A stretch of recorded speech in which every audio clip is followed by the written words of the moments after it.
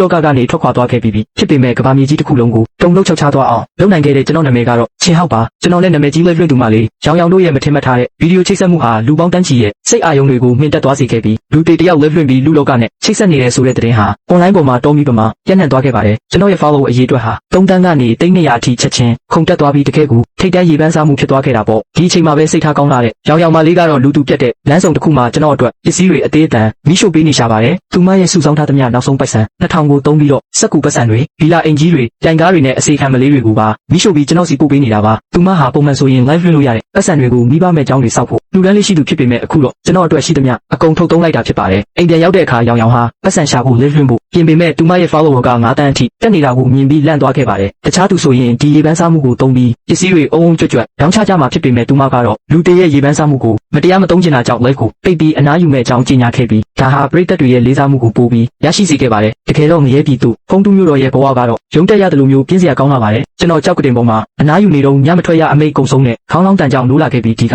လမ်းမင်းကြီးဟာနေမင်းကြီးလိုပဲတစ်မျိုးလုံးကိုလင်းထိန်နေစေတာပါကျွန်တော်အိမ်ပက်လေကိုလိုက်ရှာကြည့်ပေမဲ့ရောင်ရောင်မိရှို့ပေးလိုက်တဲ့ကုတေကူကပတ်စံတွေနဲ့ကားတွေအိမ်တွေပဲရောက်နေလဲမသိလို့ငရဲပြည်မှာမိရှို့တဲ့ပစ္စည်းတွေက delivery နဲ့လာလို့တောင်တွေးမိပါတယ်လမ်းပေါ်ထွက်လာတော့ရှေးခေတ်ဝတ်စုံဝတ်ထားတဲ့အဖိုးအိုတယောက်နဲ့တွေ့ပြီးသူကကျွန်တော်ကိုလူတစ်မှန်ချက်ချင်းတီးသွားပါတယ်ကျွန်တော်ကကျွန်တော်လူတွေပတ်စံတွေအများကြီးမိရှို့ပေးတာပါလို့အကောင့်ထဲမှာသူညပဲပြနေတာလဲလို့မေးလိုက်တော့အဖိုးအိုကရင်မောပြီးမြို့ထဲမှာပြဿနာမရှာဖို့တတိပေးပါတယ်မဟုတ်ရင်တော့တရားဥပဒေစိုးမိုးရေးကလက်မင်းကြီးကုန်းခွေကကျွန်တော်ကိုဝိညာဉ်ပါပျောက်သွားအောင်လုပ်လိုက်မယ်လို့ဆိုပါတယ်ဖုံးတူးမြို့မလန်းမကြီးပေါ်ရှောက်လာရင်ကျွန်တော်ပါဇက်အဟောင်းသားဖြစ်သွားရပါတယ်ဒီနေရာကတကယ်မြို့ကြီးပြကြီးအတိုင်းပဲပြလူလောကကမတ်မွန်တီးတွေရောင်းတဲ့ဆိုင်ခေါင်းပြက်ပြီးပြန်လည်မွေးဖွားခြင်းပြပွဲတွေနဲ့လူဝင်စားမဲ့အချက်လက်တွေကိုစစ်ဆေးပေးတဲ့ဆိုင်တွေထိစုံလင်နေတာပါငရဲပြည်ရဲ့မြေအောက်ခံကိုပက်ကြည့်ပြီးတဲ့နောက်မှာတော့ငရဲပြည်ငွေပေးချေမှုစနစ်ကအတိအမှတ်ပြုထားတဲ့စက်ကူပတ်စံတွေပဲတုံးဆွဲလို့ရတယ်ဆိုတာကျွန်တော်နားလည်သွားခဲ့ပါတယ်လမ်းမှာဖျော်ဖြေရေးအိမ်တော်တစ်ခုကိုဖြတ်တော့လှပတဲ့တရေမလေးတွေကိုတွေ့ပြီးကျွန်တော်ဝိညာဉ်တောင်လွတ်မတက်ဖြစ်သွားရတယ်လို့ချမ်းသာတဲ့တရေတွေတန်ကားအကောင်းစားတွေစီးနေတာကိုမြင်တော့မှလူလောကမှာဖြစ်ငရဲပြည်မှာဖြစ်ပတ်စံမရှိရင်ဘေးကပဲထိုင်ကြည့်ရမယ်ဆိုတာနားလည်သွားပြီးပတ်စံရှာဖို့ကျွန်တော်တနိတ်ခံချလိုက်ပါတော့တဲ့အိမ်ပြန်ရောက်တော့ကောင်လေးတစ်ယောက်ကကျွန်တော်အိမ်တကားဝမှာတေးပေါက်နေတာကိုတွေ့လို့တစ်ချက်စော်ပြီးမိုးပေါ်မြောက်လိုက်ပါတယ်ကောင်လေးကလန့်ပြီးမင်းမထားလိုက်ဆိုပြီးလျှက်စီးလို့မြ မြန်ထွက်ပြေးသွားတာပေါ့ဘေးအိမ်ကအဖိုးကတော့မင်းဒုက္ခကြီးလာပြီးလို့လမ်းပြောတဲ့အခါငရဲပြည်မှာလဲမိဘတိုင်တန်းတဲ့စနစ်ရှိသေးတာလားလို့တွေးမိပါတယ်ကျွန်တော်ဘာလို့လဲလွှင့်ရလဲဆိုတော့ရှင်တန်ဖို့ပျောက်ဆုံးနေတဲ့ဝိညာဉ်ပိုင်းစာကိုရှာဖို့နဲ့အိမ်လာခပေးဖို့ပါကျွန်တော်တတ်မှတ်ချိန်မှာ live လွှင့်လိုက်တာနဲ့တပြိုင်နက်ပရိသတ်တန်းချီပြီးချက်ချင်း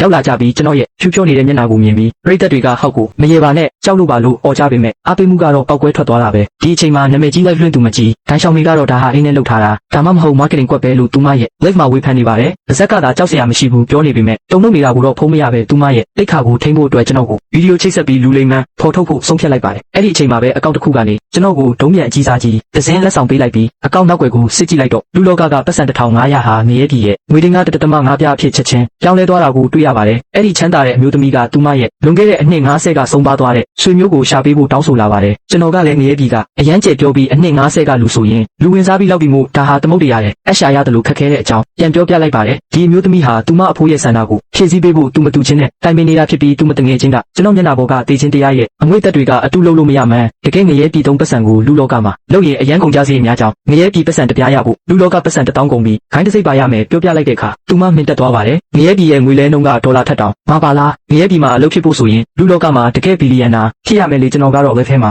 ငရဲပြည်ရဲ့ထူးဆန်းထွေလာတွေကိုဖြောပြတင်ဆက်ရင်ပရိသတ်တွေရဲ့အသေးဆွဲဖြစ်လာခဲ့ပြီးလက်ဆောင်တွေလည်းမိုးရွာတယ်လို့ရလာတာပေါ့ကျွန်တော်အကောင့်ထဲကငွေပမာဏတက်လာတာကိုကြည့်ပြီးပျောက်ဆုံးနေတဲ့ဝိညာဉ်ကိုပြန်ရှာနိုင်တော့မယ်လို့မျှော်လင့်ချက်တွေရှိလာခဲ့ပါတယ်နောက်တစ်ခါကျရင်မုံပုံမိန်ဖုံအင်းချိုချက်တာကိုလိုက်ပြမယ်လို့ကတိပေးလိုက်သေးတယ်လို့ပရိသတ်တွေကငရဲပြည်ကအလှပကေးတရေမတွေကိုပြဖို့တောင်းဆိုကြလို့ကျွန်တော်ကလည်းတွားကြည့်ပေးမယ်လို့ပြောလိုက်ပါတယ်ပြီးတော့ရောင်ရောင်နဲ့ပရိသတ်တွေကိုလမ်းဘေးကဝယ်ပြီးမိရှို့တဲ့စက်ကူပတ်စံတွေဟာငရဲပြည်အကောင့်ထဲမဝင်နိုင်ပဲကိုယ့်ဘာသာစိတ်ဖြစ်တဲ့ယုံပဲရှိတယ်ဆိုတဲ့လှုပ်ဝက်ချက်ကိုပြောပြလိုက်တဲ့အခါအားလုံးအံ့အားသင့်သွားကြပါတယ် live ပြီးတဲ့နောက်တွက်ချက်ကြည့်လိုက်တော့ကျွန်တော်ဝင်ငွေဟာငွေတင်ကား26.5ပြားအဖြစ်ပြောင်းလဲသွားပြီးဒါဟာ3နှစ်စာအိမ်လက်ခတွေမကပဲမဟုတ်ဘူးပါပို့သွားတာပေါ့ဒါပေမဲ့ဒါဟာအစပဲရှိပါသေးတယ်ကျွန်တော်ရဲ့ပျောက်ဆုံးနေတဲ့ဝိညာဉ်ကိုပြန်ရှာဖို့ကကြံသေးတယ်လေမှောက်မိုက်ပြီးစီကားလာတဲ့ဖုံးတူးမျိုးတော်ကြီးကိုပြတင်းပေါက်ကနေလမ်းကြည့်ရင်ငရဲပြည်ကအနာဂတ်ဘဝတည်းအတွက်ကျွန်တော်ရင်ခုန်စိတ်လှုပ်ရှားလို့နေပါတော့တယ်